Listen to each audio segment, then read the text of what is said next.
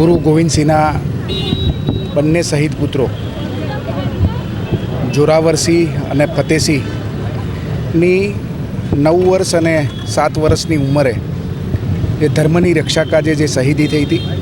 એને યાદ કરીને દેશના પ્રધાનમંત્રી શ્રી નરેન્દ્રભાઈ મોદી સાહેબે 26 ડિસેમ્બરે બાળ દિવસ તરીકે ઉજવવાનું જે નક્કી કર્યું છે એના ભાગરૂપે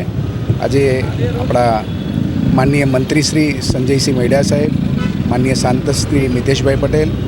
માનનીય ધારાસભ્ય શ્રી યોગેશભાઈ,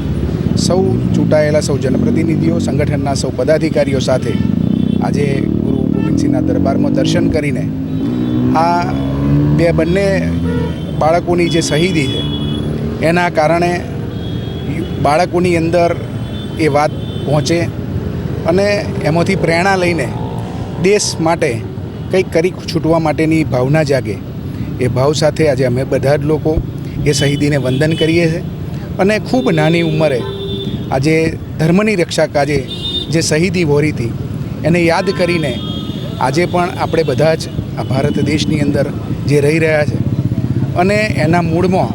આવા અનેક શહીદોની જે યાદગીરી છે, અનેક શહીદોની જે શહીદી છે એને આપણે બધા યાદ કરીએ, લોકો સુધી આ પહોંચાડીએ અને એમને સાચી શ્રદ્ધાંજલિ અર્પણ કરીએ. એ ભાવના સાથે આજે અમે બધા એકત્રિત થયા છીએ.